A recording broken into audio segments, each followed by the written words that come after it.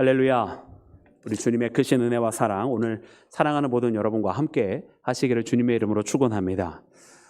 하나님께서 오늘 젊은 사자와 같이 나오셔서 여러분 그 진노의 잔으로 여러분 그 일대를 다 부으시는 모습을 우리가 말씀을 통해 발견합니다. 오늘 말씀 가운데서 여러분이 하나님의 진노가 이르게 된 여러분 이유, 여러분 그것에 대해서 말씀을 해주시고, 그리고 또한 그렇게 됨으로써 발생하는 여러 가지 사건들, 또 주변의 여러 가지 여러 열국들이 결국 다 무너지게 되는 그 사건 속에서 하나님께서 그 기한을 70년이라고 한 세월을 두셨음을 말씀을 통해 발견합니다. 그러니까 오늘 이 말씀, 여러분 오늘 이 말씀에 나와 있는 이 이스라엘과 그 열방의 마지막이 왜 그렇게 됐는지를 깨닫고, 또한 하나님의 이 진노의 잔이 왜 부어질 수밖에 없는지를 발견하면서, 여러분 오늘 이 시대가 우리가 진노의 잔 가운데 놓여져 있는 사람들이 아니라 여러분 그 열방 가운데서도 하나님을 신실하게 따라가는 믿음의 사람들, 여러분 우리 모두가 되기를 주님의 이름으로 축원합니다. 여러분 오늘 이 시대적 배경은 여러분 25장 시작에 여러분 그 왕들의 연수를 말하면서 여러분 우리가 이때가 언제인지를 알려주십니다. 말씀 가운데 보니까 여호야김의 네 번째 해, 곧 바벨론 느부갓네살의 원년이라 이렇게 말씀을 해주고 계세요. 그러니까 이때는 여러분 어느 때인가? 느부갓네살의 원년이자 여러분 여호야김의 네 번째 해라 그랬습니다. 그러니까 즉 다시 말하면 여러분 우리가 이스라엘의 마지막 왕들, 선왕이었던 요시야 때로부터 여호아스, 그리고 여호야김, 그리고 시드기야로 여러분 이제 이 남 예루살렘이 멸망을 하게 되는데, 여러분 그 중에서 이 여호야김이라고 하는 것입니다. 즉 다시 말하면 요시야가 이 애국과 싸우다가 바로 느고에 의해서 여러분 전투에서 쓰러지게 되고, 그리고서는 이제 여호아스가 잠시 석 달 동안 치세를 하게 되는데, 또한 마찬가지로 애굽에 의해서 죽임을 당하고 친애굽 정책을 폈던 여호야김이 여러분 세움을 받게 됩니다. 그리고서는 그 네 번째 해라 기록이 되어져 있는 거예요. 그리고 이 여호야김은 결국에는 바벨론에 의해서 이제 나라가 한번 전투에서 패하게 되고, 그리고 이제 끌려가게 되고, 이제 이 여호야김 다음에는 여호야긴이 바벨론에 의해서 세워지게 되는 것입니다. 근데 이 역사적인 배경 가운데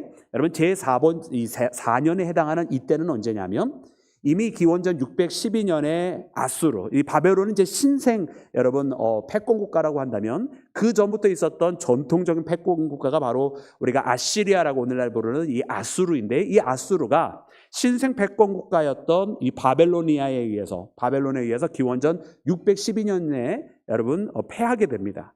그리고서는 우리가 아까 이야기했던 바로 느고의 애굽, 한때 강성했었던 그 애굽도 여러분 기원전 605년에 이 신생 바벨론에 의해서 또한 무너지게 되는 거예요.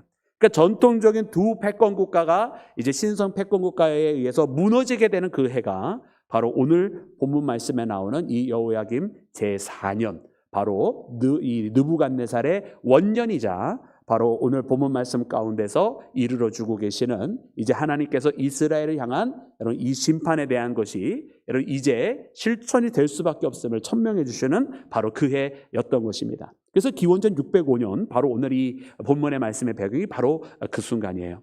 그래서 오늘 이 말씀 가운데 보니까 무엇이라고 말씀해 주시냐면, 이 바벨론에 의해서 아시리아가 이미 무너졌고, 그리고 이제 애굽도 이제 곧 무너지게 된 상황 가운데서 이제 이 전통 강국들만 무너지는 것이 아니라, 이 가운데서 하나님을 의지하지 않고 사람의 힘에 왔다 갔다 하면서 한때는 이쪽 한때는 저쪽, 그러면서 어느 쪽이 눈치를 보면서 더 센 곳인가 이렇게 사람의 얄팍한 지식으로 살펴보다가 그렇게 들부터 살아갔던 그런 빈대 생활을 하고 있었던 이 이스라엘에 대해서도 하나님께서 너희들도 곧 망하게 될 것이라고 말씀하시는 장면이 바로 오늘 이 본문에 있는 말씀입니다.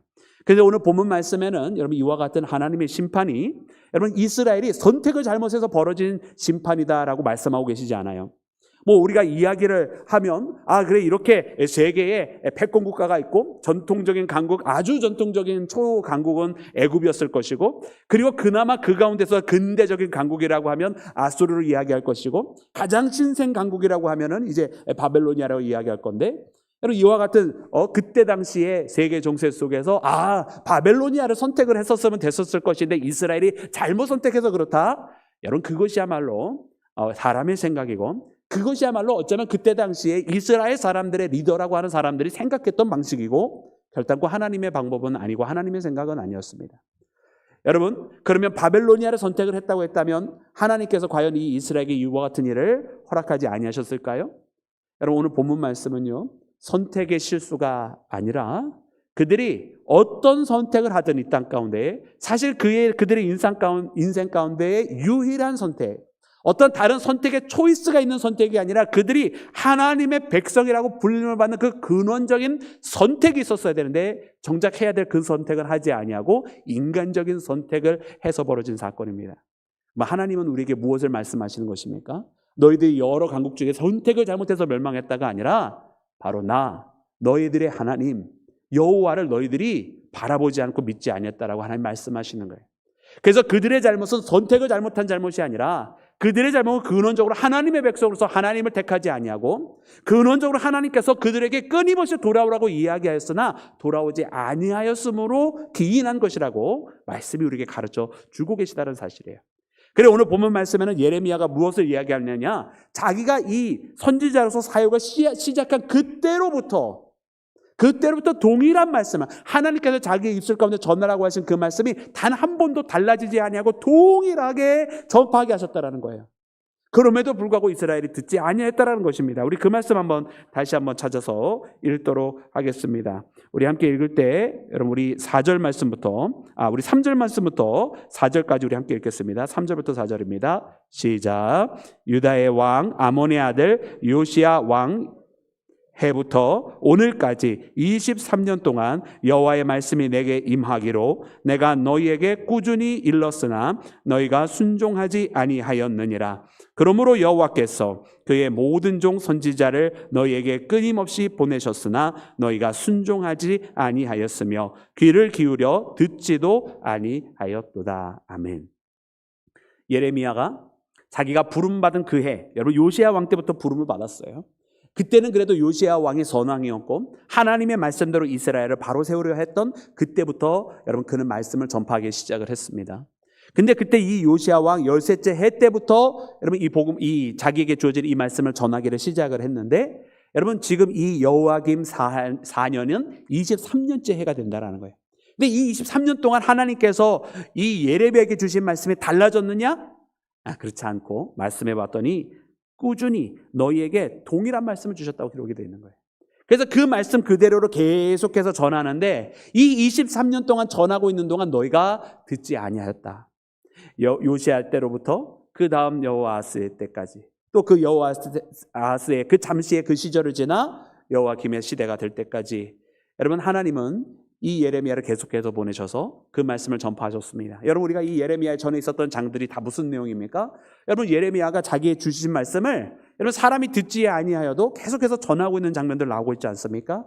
그 가운데 이 예레미야가 정말로 시리를 자기가 이와 같은 사명을 가지고 살아가는 것에 대하여 정말 시리를 느낄 정도까지 하나님 왜 내게 이와 같은 사명을 주셨느냐고, 왜 사람들로부터 배척받을 수밖에 없는 그런 말씀을 내게 주시고 나로 하여금 사람들 앞에 조롱거리가 되게 하시면서 이 말씀을 전하게 하시냐면서 하나님 앞에 애통해하고 하나님 앞에 괴롭다라고 고백할 정도까지 하나님께서 이 예레미야에게 그러나 너는 바로 서서 그러나 너는 내가 너에게 주는 말을 전하라고 말씀하시면서 하나님께서 이스라엘 백성들을 살리시려고 이스라엘을 계속 그 말씀을 전파하게 하셨던 말씀들을 우리가 이전 장들 가운데 있지 않았습니까?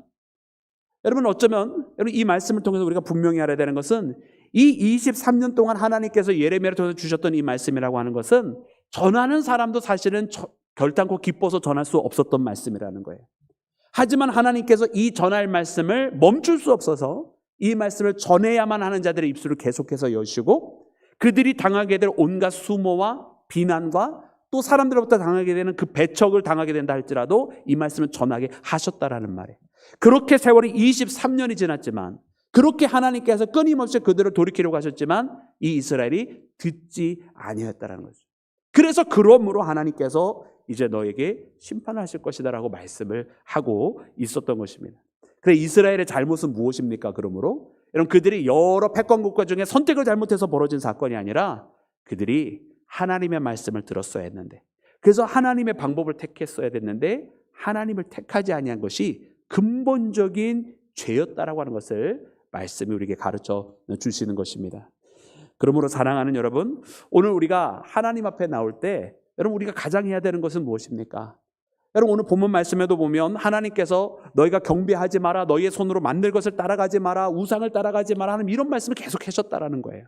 그럼에도 불구하고 너희가 그렇게 하지 아니하고 그렇게 너희가 너희의 손으로 만들어 놓은 것에다 절하고 경배하고, 하나님의 마음이 무슨 마음인가요? 얼마나 안타깝네요. 하나님의 형상으로 만들어진 우리 인간들이 하나님을 바라봐야 되는데 하나님을 바라보는 것이 아니라 이 땅에 있는 또 다른 피조물, 심지어 생명체가 없는 것을 가져다가 그 인형을 만들어 놓고 거기다가 절하고 있는 모습을 보시는 하나님의 모습은요, 너무나 속상하셨을 것 같아요. 여러분, 그런데 이와 같은 하나님의 마음을 여러분 이들이 돌이키지 아니하였고 그리고 끝까지 하나님의 말씀을 듣지 아니했다라는 것입니다. 그래서 하나님의 심판이 저들에게 임하게 되었다라고 알려주고 계십니다. 여러분, 오늘 이 시대에 여러분 하나님께서 우리에게 주시는 말씀이 있다고 한다면 여러분 그 말씀은 어떠한 말씀일까요? 여러분, 하나님께서요, 여러분 오늘 이 이스라엘에게 이 갈대아의 인을 통해서 자 보아라, 저 아수르가 멸망했다, 자 보아라, 저 애굽도 멸망했다, 근데 자 보아라, 너희들도 멸망할 것이다 라고 하는 이 말씀을 하실 때에 여러분 하나님의 마음은 어떤 마음일까요?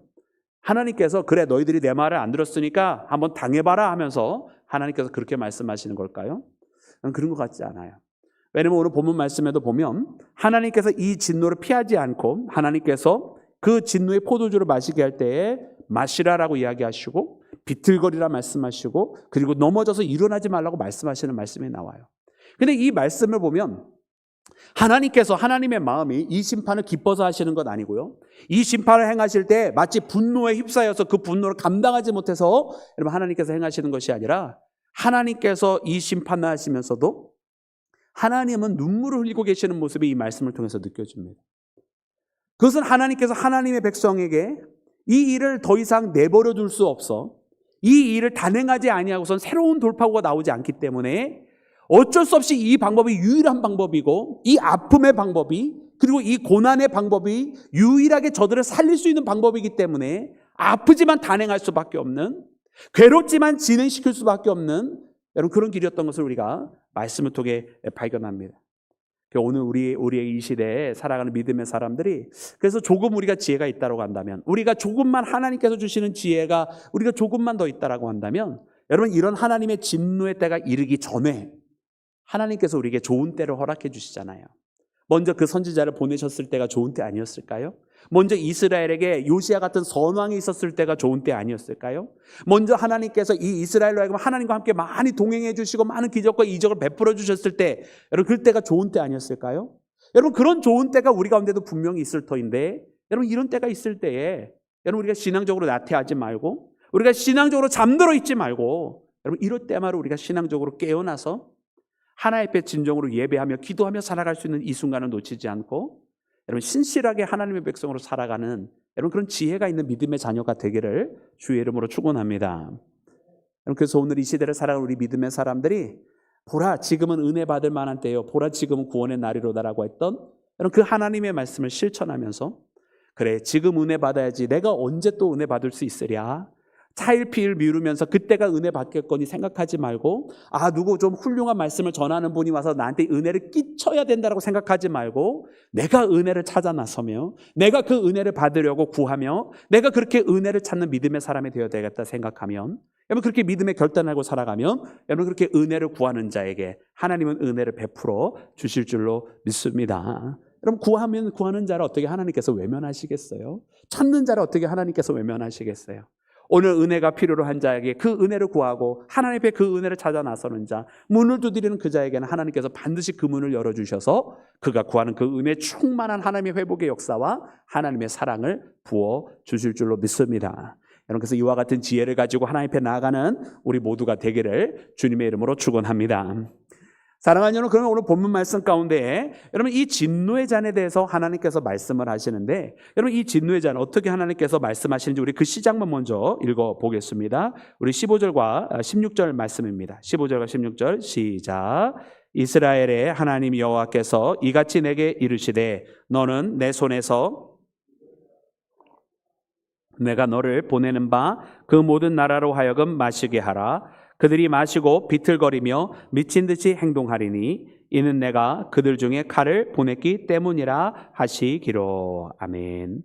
그럼 하나님께서 진노의 잔을 진노의 잔을 이제 주셨습니다. 그리고 이 예레미야가 이 진노의 잔을 이제 받들고서는 그리고서는 하나님께서 먹이라고 한 사람들에게 가서 먹이기를 시작을 해요.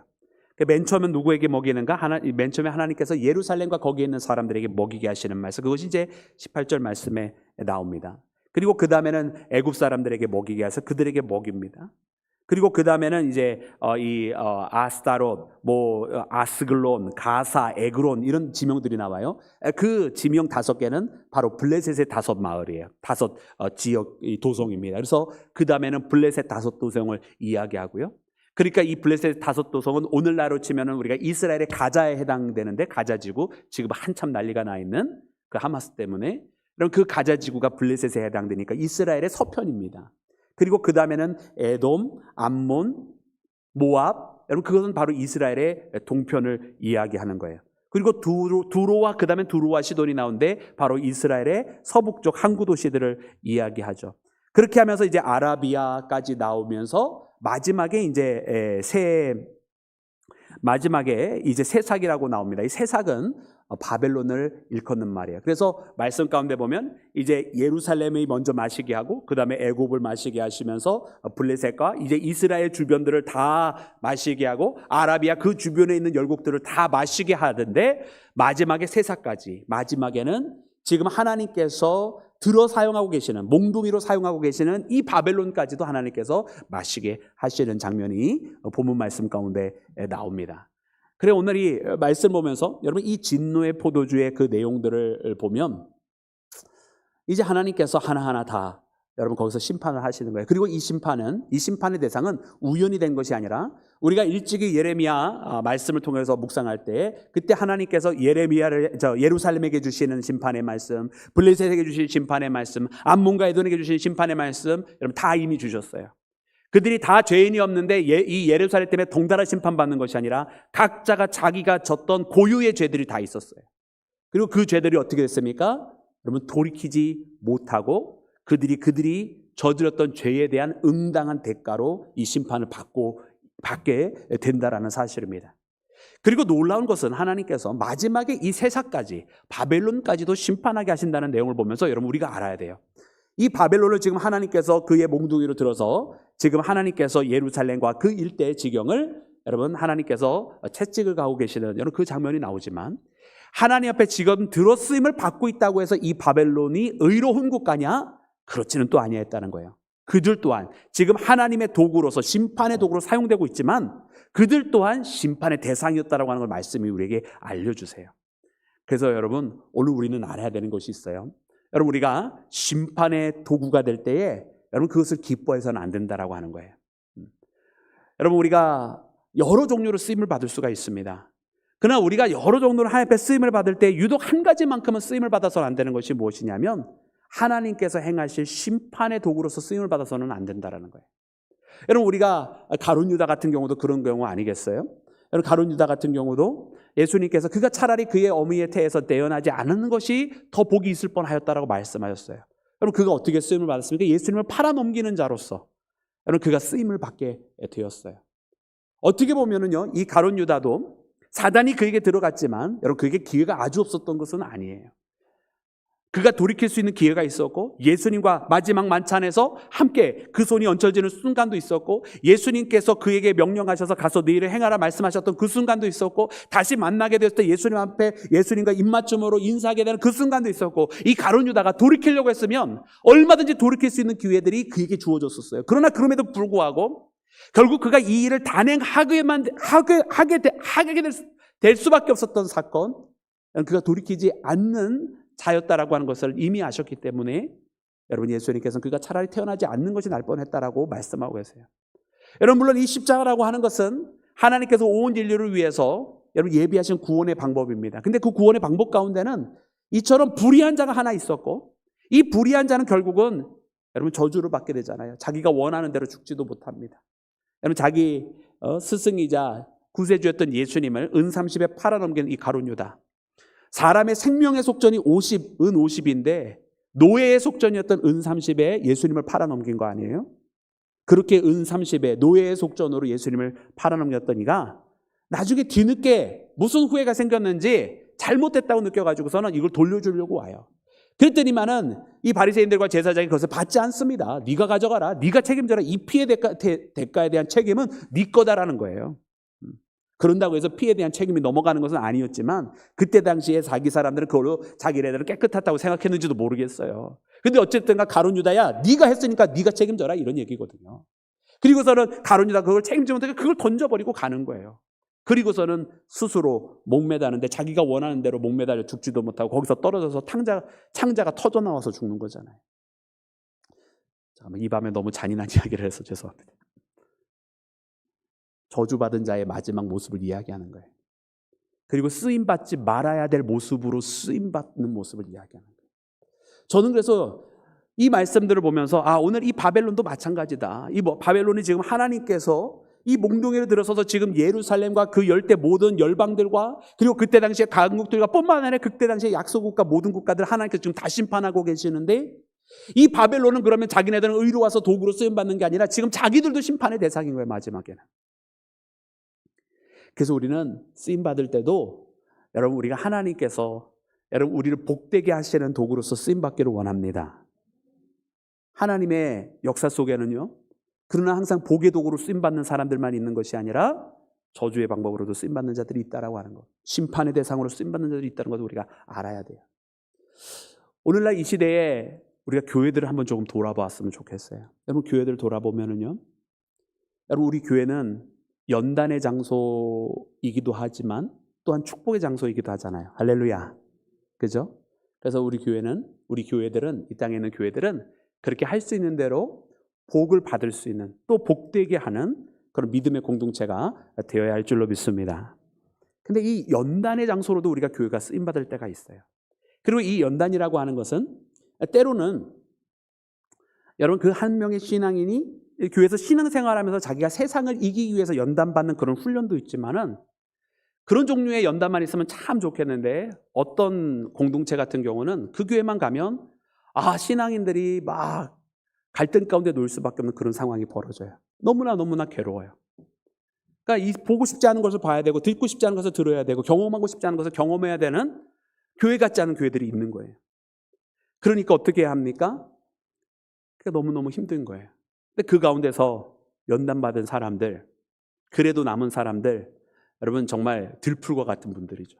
아무도 공급해주지 않는데 어떻게든 살아보려고 살아서 들풀과 같이 강한 인생, 밟아도 밟히지 않는, 할렐루야, 사랑하는 여러분들과 같은 강한 인생들,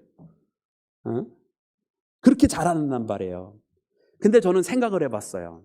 이 다음에 누군가가 그와 같은 교회를 생각할 때에 내가 그 교회에서 연단 참 많이 받았어 라고 말을 한다면 그게 복된 것일까? 여러분 한번 생각을 해보세요. 이제 우리 교회로 생각을 해보자고요. 내가 시온교회 다니는 동안 참 연단 많이 받았어, 이게 좋은 소린가? 아니면 내가 시온교회 다니는 동안 참 그때 시온교회 나에게 큰 축복이었어, 이게 좋은 소린가? 여러분, 우리가 깨어나야 할 줄로 믿습니다. 여러분, 우리 사랑하는 교회가 우리 성도님들에게 연단의 장소가 저는 되기를 원하지 않아요. 물론 연단이 아까 말했던 좋은 의미에서 강한 신앙인으로 만들어가고 세상을 이기는 그런 연단의 장소라면 할렐루야 아멘이지만, 그게 아니라 막 온갖 세상에서 경험할 수 없는, 다른 데서 경험할 수 없는 그런 힘든 제목을 가지고 우리 교회에서 있어서 연단 받았다가 내가 이겨냈다, 이런 이야기로 들려주고 싶지 않아요. 그건 교회로서는 복은 아닌 것 같아요. 저는 우리 사랑하는 교회가 예를 들어서 어느 한 목회자가 이 다음에 훌륭하게 됐는데 그 목사님이 이야기할 때 내가 오늘날 이렇게 훌륭하게 될 수 있는 것은 과거 20년 전에 시온교회에서 사용할 때 거기서 연단을 많이 받아서 그렇습니다. 여러분 절대 그 복된 소리가 아니잖아요. 할렐루야. 여러분 우리가 연단의 장소로 사용받고 받는 그런 교회 되지 않기를 원합니다.